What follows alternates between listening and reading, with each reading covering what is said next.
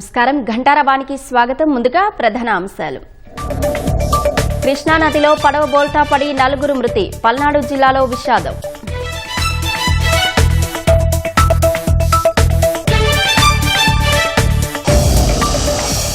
పాప జ్ఞానేశ్వరి కోసం rapid response rescue బృందం గాలింపు. కాకినాడ జిల్లా సిహెచ్ అగ్రహారం కొండ ప్రాంతంలో జల్లడ.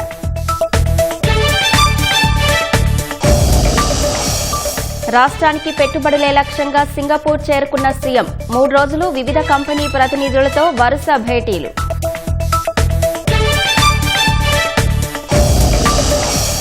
కేసినేని నాని ఆరోపణలపై ఎంపీ శివనాథ్ కౌంటర్. టాటా కంపెనీనే మోసగించారని విమర్శలు.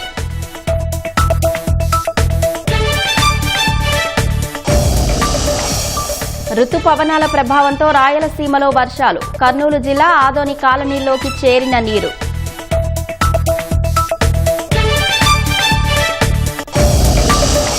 ప్రపంచం కోసం భారత సరికొత్త ఆవిష్కరణలు చేస్తోందన్న ప్రధాని. ఇండియా రిఫార్మ్స్ ఎక్స్ప్రెస్ ఆగదని స్పష్టీకరణ.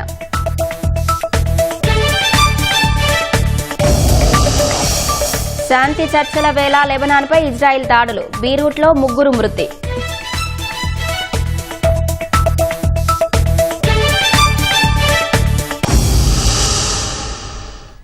తాత మనవళ్లు, అత్తమామలు, అన్నదమ్ములు, అక్కా చెల్లెలు, బావమరదలు, చిన్నారులతో సంతోషంగా నిండిన ఆ ఇంట్లో పడవ ప్రమాదం తీవ్ర విషాదం నింపింది.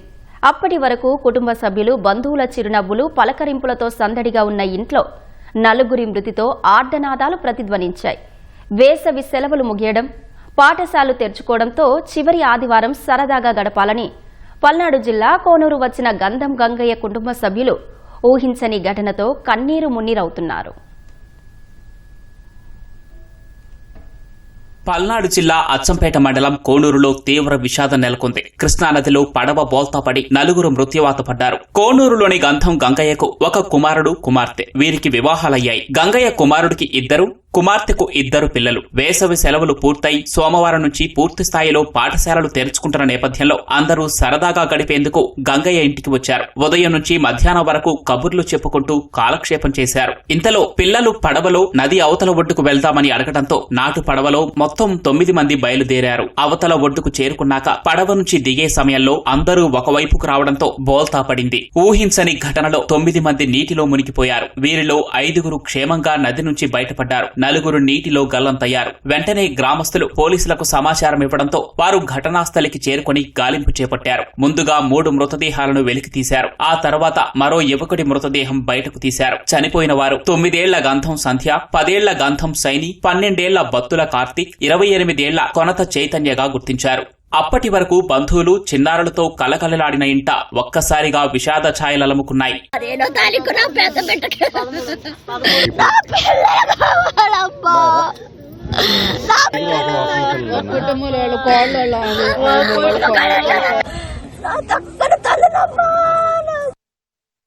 ఒక అబ్బాయి ఏమో చిలకలూరిపేట, ఒక అబ్బాయి వెళ్తే మరిచెట్టుపాలెం. 2 అమ్మాయిలది కోనూరేనైతే వాళ్ళు పిడుగురాళ్ళలో ఉంటున్నారు.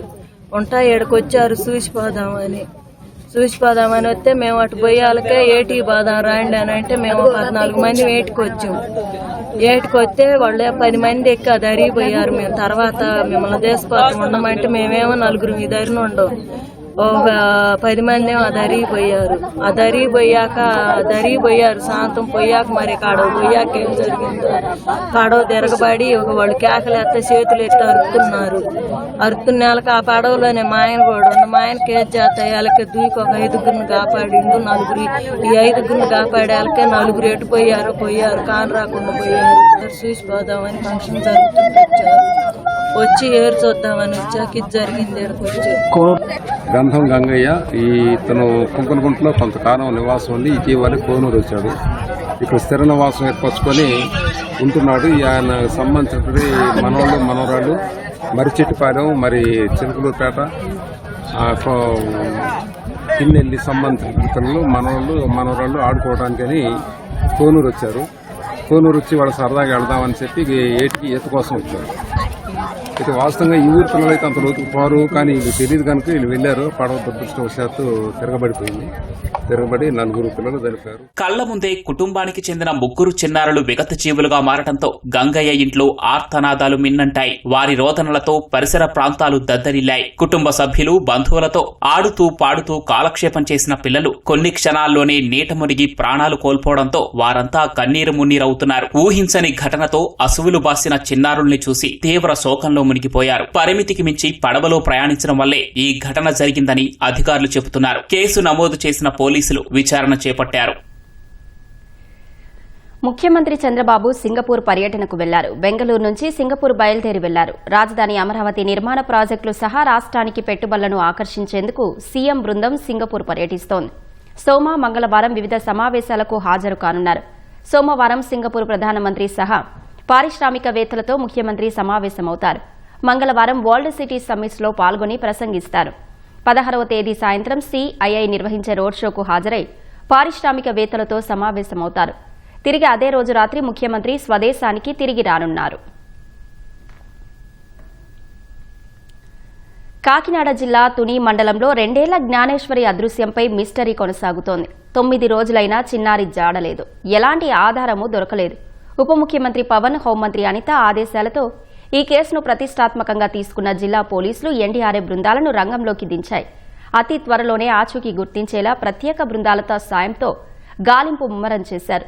మరోవైపు ఈ కేసులో కీలకమైన శునకం అనూహ్య మృతిపై అనుమానాలు ఉండడంతో పోలీసులు పోస్టుమార్టం నిర్వహించారు. నివేదిక ఆధారంగా దర్యాప్తులో కొత్త సమాచారం వెలుగులోకి వచ్చే అవకాశముందని భావిస్తున్నారు. కాకినాడ జిల్లా తుని మండలం దొండవాక పంచాయతీ సిహెచ్ అగ్రహారంలో అదృశ్యమైన 2 ఏళ్ల చిన్నారి జ్ఞానేశ్వరి ఆచూకీ కోసం 9వ రోజు గాలింపు కొనసాగించారు. ఉప ముఖ్యమంత్రి పవన్ కళ్యాణ్ ఆదేశాలతో ఎన్డీఆర్ఎఫ్ రంగంలోకి దిగింది. దాదాపు 30 మంది ఎన్డీఆర్ఎఫ్ సిబ్బంది 4 బృందాలుగా ఏర్పడి గాలింపు చేస్తున్నారు. చిన్నారి అదృశ్యమైన పామాయిల్ తోటతో పాటు పక్కనే కొండ చుట్టూ గాలిస్తున్నారు. దొండవాక పంచాయతీ చుట్టుపక్క పరిసర ప్రాంతాల్లో జల్లెడ పడుతున్నారు. ఇదే సమయంలో 150 మందికి పైగా పోలీసులు 10 బృందాలుగా ఏర్పడి సెర్చ్ ఆపరేషన్ కొనసాగిస్తున్నారు. రాపిడ్ రెస్పాన్స్ రెస్క్యూ బృందం జ్ఞానేశ్వరి కోసం గాలిస్తోంది. వీటితో పాటు స్థానికుల సహాయంతో గాలింపు చేస్తున్నారు. చిన్నారికి సంబంధించిన సమాచారాన్ని వాట్సాప్ గ్రూపుల్లో సర్క్యులేట్ చేస్తూ సమాచారం రాబట్టేందుకు ప్రయత్నిస్తున్నారు. ఉప ముఖ్యమంత్రి పవన్ ఆదేశాల మేరకు రేపటిలోగా ఆచూకీ కనుగొనేలా గాలింపు ముమ్మరంగా సాగుతోంది.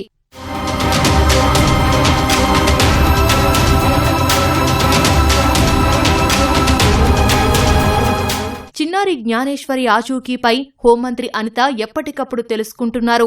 కాకినాడ జిల్లా ఎస్పీతోనూ మాట్లాడారు. దర్యాప్తు తీరుపై ఆరా తీశారు. జిల్లా యంత్రాంగానికి మంత్రి సూచనలు చేశారు. చిన్నారి అదృశ్యం కేసులో ప్రభుత్వం అత్యంత అప్రమత్తంగా ఉందని స్పష్టం చేశారు. అధికారులు సమన్వయంతో పనిచేసి చిన్నారి ఆచూకీని అతి త్వరగా కనిపెట్టాలని హోంమంత్రి సూచించారు. మరోవైపు చిన్నారి అదృశ్యం కేసులో కీలకంగా ఉన్న పెంపుడు కుక్కకు పోస్టుమార్టం చేశారు. చిన్నారి అదృశ్యమైనప్పుడు తోడుగా ఉన్న పెంపుడు కుక్క 2 రోజుల తర్వాత ఇంటికి తిరిగి వచ్చింది. చిన్నారి ఆచూకీ కోసం అప్పటికే అక్కడికి చేరుకున్న పోలీసులు, అధికారులు స్థానికులను చూసి భయాందోళనకు గురై వెళ్లిపోయింది. ఆ తర్వాతి రోజు తిరిగొచ్చిన కుక్కను బంధించి ఒక రోజంతా విశ్రాంతి ఇచ్చారు. అనంతరం శునకం మెడకు జీపీఎస్ ట్రాకర్ బిగించి వదిలేశారు. దాదాపు 10 కిలోమీటర్లు తిరిగొచ్చిన కుక్క ఆ తర్వాత అస్వస్థతకు గురై మృతి చెందింది. ఈ కేసులో కీలకమైన పెంపుడు కుక్క మృతిపై అనేక అనుమానాలు ఉన్నాయి. అందుకే పోస్టుమార్టం నిర్వహించారు. తుని మండలం ఎన్ సురవరం పశు వైద్యశాలలో కుక్కకు శవ పరీక్ష చేశారు. శునకం శరీర భాగాల నమూనాలను పశువైద్యులు సేకరించారు. వీటిని విశాఖ ల్యాబ్కు తరలించారు.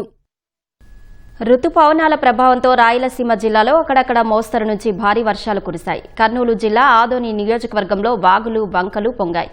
గ్రామాల్లోకి వరద చేరింది. రాకపోకలు నిలిచిపోయాయి. అనంతపురం, సత్యసాయి జిల్లాలోనూ ఓ మోస్తరు వర్షాలు కురిశాయి.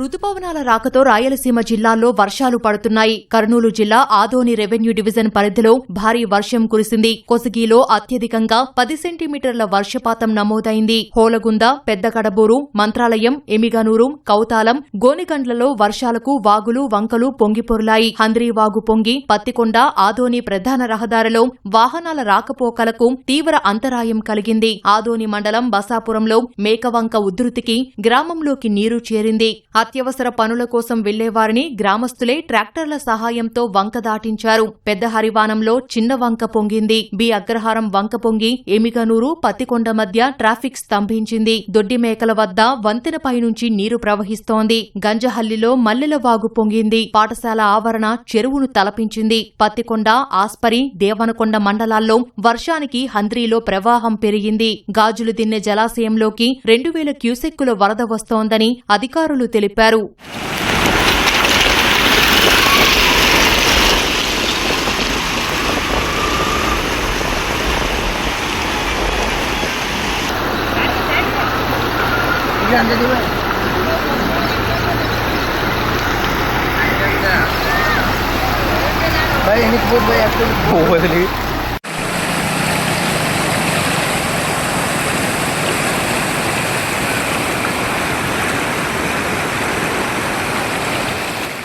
ఆదోనిలో ఉరుములు మెరుపులతో కూడిన భారీ వర్షంతో లోతట్టు ప్రాంతాలు జలమయమయ్యాయి. ప్రధాన రహదారులపైకి వరద చేరింది. లంగర్బావి వీధి, municipal main road, Srinivas Bhavan ప్రాంతాల్లో మోకాల లోతు నీటితో రోడ్లు చెరువులను తలపించాయి. ఆలూరులో కురిసిన వర్షాలకు వాగులు పొంగాయి. కల్లివంక ఉధృతికి ఆలూరు, గుంతకల్లు వెళ్లే రహదారిలో వాహనాలు నిలిచాయి.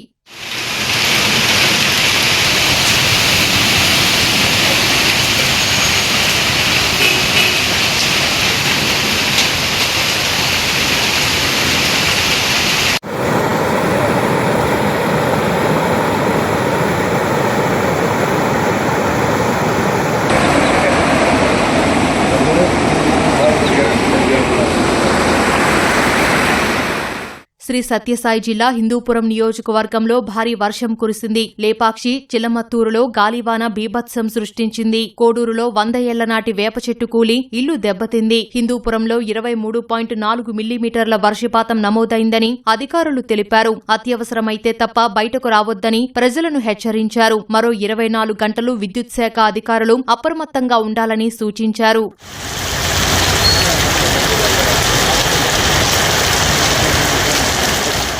అనంతపురం జిల్లా ఉరవకొండ నియోజకవర్గంలో భారీ వర్షం లోతట్టు ప్రాంతాలను ముంచింది. కూడేరు మండలంలో చీనీ తోటలోకి వర్షపు నీరు చేరింది. అనేక గ్రామాల్లో విద్యుత్ సరఫరా నిలిచింది. విడపనకల్లు, ఉరవకొండ, వజ్రకరూరులో భారీ వర్షం కురిసినట్లు అధికారులు తెలిపారు. ఉమ్మడి విజయనగరం జిల్లాలో పలుచోట్ల ఈదురుగాలతో కూడిన భారీ వర్షం కురిసింది. విజయనగరం, గంట్యాడ, ఎల్కోట మండలాల్లో భారీ వర్షం కురిసింది. గాలుల ప్రభావంతో విద్యుత్ సరఫరాకు అంతరాయం ఏర్పడింది. విజయనగరంలో అక్కడక్కడ వడగళ్ల వాన కురిసింది. పార్వతీపురం మన్యం జిల్లాలో గుమ్మలక్ష్మీపురం, గురుగుబిల్లి, సీతంపేట మండలాల్లో భారీ వర్షం కురిసింది. ఆయా ప్రాంతాల్లో విద్యుత్ సరఫరాకు ఇబ్బందులు ఏర్పడ్డాయి. పలుచోట్ల చెట్ల కొమ్మలు విరిగిపడ్డాయి.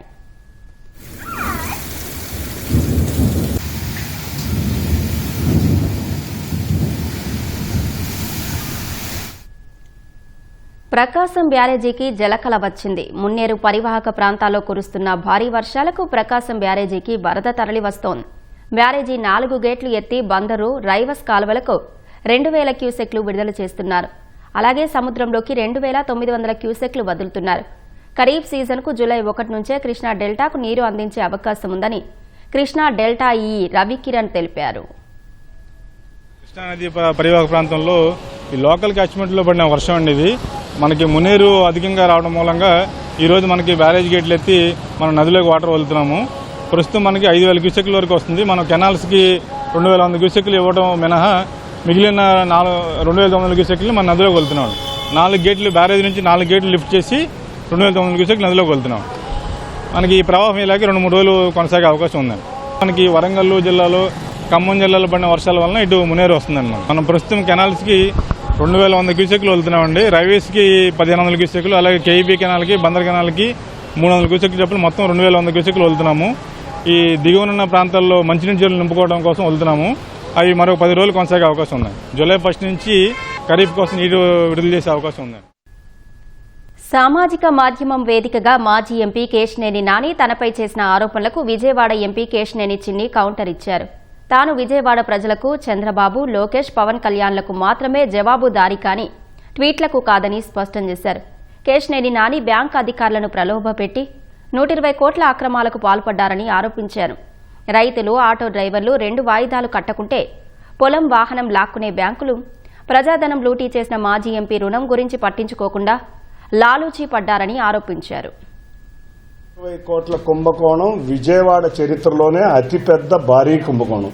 సుమారు 2016-17 సంవత్సరాల మధ్యలో ఒక ఎన్పిఏ అయింది అకౌంట్. ఏ రోజు కూడా బ్యాంకు 3వ ఇన్స్టాల్మెంట్ కట్టకపోతే సీజ్ ప్రొసీజర్ ఉంది. మరి ఇంత బడాబాబులు మరి 120 కోట్లు ఎన్పిఏ అయిపోయి 11 సంవత్సరాలు అయిపోయినా కూడా బ్యాంక్ అధికారులు పట్టించుకోలేదంటే బ్యాంక్ అధికారులు ఎవరితో లాలూచీ పడ్డారు? బ్యాంక్ అధికారులు మీకు ప్రశ్నిస్తున్నా, ఇది ప్రజాధనం కాదా? ఈ మాజీ ఎంపీ గారు ఉండే సొంత ఇల్లు, అంతేకాకుండా ఈ మాజీ గారు ఉండే హోటల్, ఆ విందులు చెందులు చేసే హోటల్ కూడా బ్యాంక్ వారి ఆధీనంలోనే ఉంది. నాకు రతన్ టాటా గారు చాలా ఆదర్శవాది, నాకు గొప్ప మిత్రుడు అని చెబుతుంటారు. బ్యాంకులో తనఖా పెట్టిన డాక్యుమెంట్ని రతన్ టాటా కంపెనీ అయిన వెస్ట్ సైడ్కి ట్రెంట్కి నేను ఎక్కడా కూడా పెట్టలేదని చెప్పి వాళ్ళ దగ్గర 3 కోట్ల లోన్ తీసుకుంటమే కాకుండా ప్రతి నెల వాళ్ళ దగ్గర నుంచి 20 లక్షలు, 17 నుంచి 18 లక్షలు రెంట్ కూడా వసూలు చేసుకుంటున్నాడు. అవి ఎవరి డబ్బులు? బ్యాంకులో తనఖా పెట్టిన ఆస్తి యొక్క రెంట్ వస్తే అది ఎవరి డబ్బులు? ప్రజల డబ్బులు. ఎందుకంటే ఇది నేషనలైజ్డ్ బ్యాంక్. అంతేకాకుండా బెంచ్ సర్కిల్లో ఇంకొక ఆస్తిని కూడా బ్యాంకులో తనఖా పెట్టారు. దాంట్లో నారాయణ కాలేజ్, మా మంత్రి నారాయణ గారికి సంబంధించిన ఒక నారాయణ కాలేజీ అద్దె ప్రతి నెల 20 లక్షలు బ్యాంకుకు చెల్లాల్సింది సొంత అకౌంట్లోకి వెళ్తుంది. అంటే బ్యాంక్ అధికారులు ఏం చేస్తున్నారు?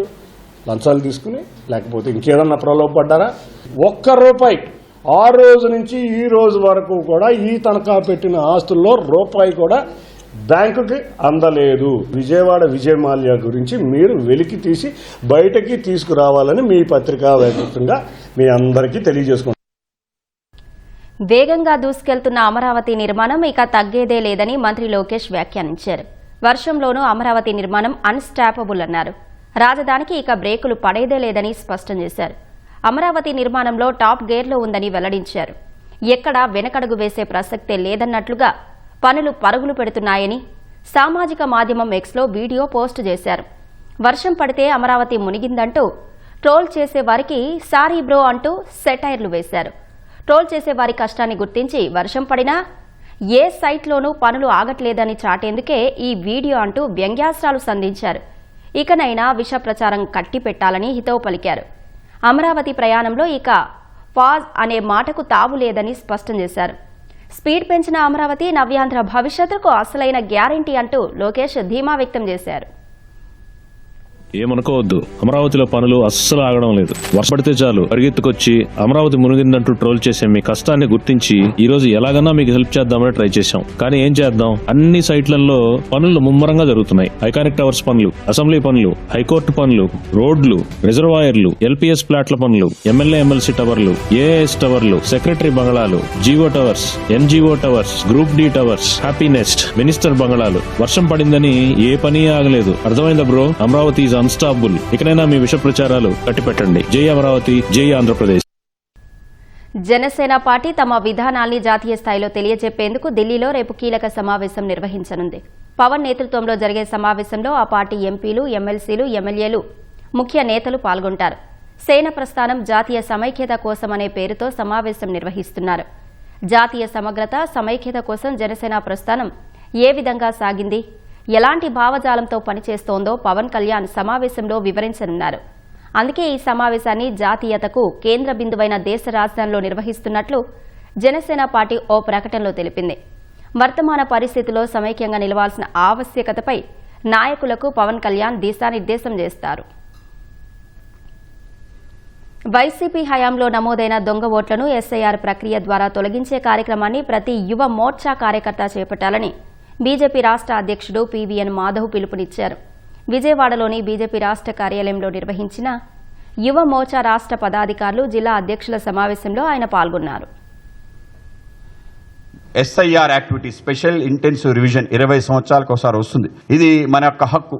ఆ ఓటు హక్కుని మనం తెచ్చుకోవడానికి, మరింతగా ముందుకు తీసుకెళ్ళడానికి ఇది ఉపయోగపడుతుంది. కనుక ఎస్ఐఆర్ యాక్టివిటీలో మీ అందరూ కూడా పెద్ద ఎత్తున పాల్గొవాలని మీకు కోరుతూ 18 సంవత్సరాల పూర్తయిన నవ ఓటర్లందరినీ, యువ ఓటర్లందరినీ మనం చేర్చాలి. అలాగే కొన్ని ఓట్లు పక్క ప్రాంతం నుంచి వచ్చి దాంట్లో నమోదే, వైసీపీ ఆధ్వర్యంలో పెద్ద ఎత్తున దొంగ ఓట్లు నమోదే. కనుక ఆ దొంగ ఓట్లు తొలగించే ప్రయత్నం కూడా మనందరం కలిసి చేయాలి.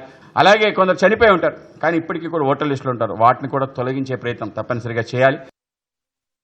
మైనారిటీల అభివృద్ధి సంక్షేమానికి మొదటి నుంచి కట్టుబడి ఉన్నది తెలుగుదేశం పార్టీయేనని మంత్రి ఎన్ఎండి ఫరూక్ అన్నారు. టీడీపీ ప్రభుత్వాల హయాంలోనే ముస్లింలకు సంక్షేమ ఫలాలు అందాయని గుర్తు చేశారు. విజయవాడ తుమ్మలపల్లి కళాక్షేత్రంలో జరిగిన తాలీం ఏ హూనర్ కార్యక్రమానికి మంత్రి ఫరూక్ ముఖ్య అతిథిగా హాజరయ్యారు. ఎంపీ కేశినేని శివనాథ్, ఎమ్మెల్యేలు గద్దె రామ్మోహన్, నసీర్ అహ్మద్, ప్రభుత్వ సలహాదారు షరీఫ్, రాష్ట్ర వక్ఫ్ బోర్డు చైర్మన్ అజీజ్ కార్యక్రమానికి హాజరయ్యారు. 2003లో మనం ఎలక్షన్లు ముందు మనం ఆలోచన చేశాం 50% పెంచదు కాబట్టి 4% 50% పెంచుతుందని చెప్పి రిలీజియస్ పరంగా కాకుండా బ్యాక్వర్డ్ డేస్ తీసుకొచ్చి రిజర్వేషన్ ఇద్దామని అనుకున్నాం. సరే మన దురదృష్టం ఆ రోజుల్లో ప్రభుత్వం రాలేకపోయింది కాబట్టి మనం వేయలేకపోయినాం. వేరే ప్రభుత్వం వచ్చింది కాబట్టి మేము ఫస్ట్ సెలవు చేసింది మేమే, ఆ తర్వాత మీ ప్రభుత్వాలు మీరు నిర్ధారించుకున్నాం. కాబట్టి ఆ ఆలోచన వచ్చింది తెలుగుదేశం పార్టీకి.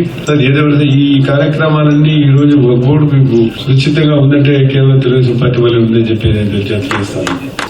ఏది భవిష్యత్తు లేకపోతే పోతుంది. ఇప్పటికేమైంది 60,000 ఎకరాలు 62,000 ఎకరాలు ఉంటే రాష్ట్రంలో 30,000 ఎకరాలు ఏడున్నాయి, అన్ని ఎకరాలు అయిపోయినాయి. మిగిలిన 30,000 ఎకరాలు దాదాపుగా 18-19 ఎకరాలు కోర్టు కచేరీలు ఉన్నాయి. మిగతా 10-11 ఎకరాల్లో బోర్డు ఉంది. ప్రాపర్టీ ఏమంటే మిగిలిన 11,000 మనం ఆలోచన చేసుకోవాలి. మిగతా 50,000 ఎకరాల పరిస్థితి ఏమో అన్ని ఎకరాలు అయిపోయినాయి. దాన్ని ఏ రకంగా మరి రీబ్యాక్ చేసుకోవాలి. ఉండేదాన్ని కోర్టులో ఉన్నాయి ఎట్లా కాపాడుకోవాలా. మళ్ళీ ఉండే 11,000 ఎకరాలు కూడా కనీసం మీరు ఏమి చేయకపోతే లాభం లేదు. మీరందరూ కలిసికట్టుగా పనిచేయాలా. కూడా మంచి నిర్ణయం తీసుకోండి. భారత్ కేవలం గ్లోబల్ సొల్యూషన్స్ ను వినియోగించుకునే దేశంగా మాత్రమే కాకుండా వాటికి ప్రధానంగా పరిష్కారాలను అందించే దేశంగా ఎదిగిందని ప్రధాని మోదీ అన్నారు. ఆవిష్కరణ, సాంకేతికత ద్వారా ప్రపంచానికి సుస్థిర భవిష్యత్తును అందించడమే భారత్ లక్ష్యమని పేర్కొన్నారు. భారత్కు చెందిన యువ ఆవిష్కర్తలు సమస్త మానవాళికి ఉపయోగపడే పరిష్కారాలను కనుగొంటున్నారని మోదీ ప్రశంసించారు. ఫ్రాన్స్లోని నీస్ నగరంలో భారత్ ఇన్నోవేట్స్ సదస్సును ఆ దేశ అధ్యక్షుడు ఇమాన్యుయల్ మేక్రాన్తో కలిసి మోదీ ప్రారంభించారు. ఈ సందర్భంగా మాట్లాడిన ప్రధాని హై టెక్నాలజీ, రక్షణ, ఆవిష్కరణలు వంటి కీలక రంగాల్లో కేంద్రం చేపట్టిన సంస్కరణలు కొనసాగుతాయని చెప్పారు. భారత్ రిఫార్మ్స్ ఎక్స్ప్రెస్ ఆగదని స్పష్టం చేశారు. భారత్, ఫ్రాన్స్ మధ్య ఉన్నది సాధారణ బంధం కాదని అదొక ప్రత్యేక భాగస్వామ్యమని మోదీ పేర్కొన్నారు. ఈ బంధానికి అనుసంధానం, దృఢ సంకల్పం, ఆవిష్కరణ, స్ఫూర్తి, ఉమ్మడి దృక్పథం అనేవి 5 ముఖ్యమైన స్తంభాలని వివరించారు. ఇదే సదస్సులో ఫ్రాన్స్ అధ్యక్షుడు ఇమాన్యుయల్ మేక్రాన్ పలు అంశాలపై మాట్లాడారు. భారత్, ఫ్రాన్స్ మధ్య పౌర అణుశక్తి రంగంలో ద్వైపాక్షిక సహకారాన్ని మరింత విస్తరించడానికి అపారమైన అవకాశాలు ఉన్నాయని పేర్కొన్నారు. Innovation is in India DNA. हजारों वर्षों से भारत ने अपने नॉलेज और इनोवेशन से दुनिया को नई दिशा दी है। मैथमेटिक्स से लेकर एस्ट्रोनॉमी तक, मेडिसिन से लेकर के योगा तक भारत का योगदान संपूर्ण मानवता की प्रगति का आधार रहा है। आज हमने इसी विरासत को नई गति और नई दिशा दी है। आपके सामर्थ्य को देखते हुए मैं कहूंगा, Bharat innovates with scale and speed, Bharat innovates for a sustainable future and Bharat innovates for the whole world. యుద్ధానికి స్వస్తి పలికి ఒప్పందాన్ని కుదుర్చుకునేందుకు అమెరికా, ఇరాన్లు సిద్దమవుతున్నా ఇజ్రాయెల్ మాత్రం వెనక్కి తగ్గడం లేదు. లెబనాన్పై దాడులు కొనసాగిస్తూనే ఉంది. దక్షిణ లెబనాన్లోని పలు ప్రాంతాలపై జరిపిన వైమానిక దాడుల్లో 3 మృతి చెందారు. గత 24 గంటల్లో హెజ్బొల్లాకు చెందిన 70కి పైగా లక్ష్యాలపై దాడులు చేపట్టామని ఇజ్రాయెల్ డిఫెన్స్ ఫోర్సెస్ ఐడీఎఫ్ తెలిపింది. తమ భూభాగంపై దాడుల కోసం సిద్ధంగా ఉంచిన రాకెట్ లాంచర్లను ధ్వంసం చేశామని వివరించింది. పలువురు హెజ్బొల్లా మిలిటెంట్లను హతమార్చామని వెల్లడించింది. మరిన్ని దాడులు చేపట్టేందుకు వీలుగా 20 గ్రామాల్ని ఐడీఎఫ్ దళాలు ఖాళీ చేయిస్తున్నాయి. ఇజ్రాయెల్ దళాలకు ప్రతీకారంగా ఐడీఎఫ్కు చెందిన సైనిక వాహనాలపై డ్రోన్ దాడులు చేపట్టామని హెజ్బొల్లా తెలిపింది. ఇజ్రాయెల్ దాడుల్లో లెబనాన్లో ఇప్పటి వరకు 3,756 మంది మృతి చెందగా 11,632 మంది గాయపడ్డారు.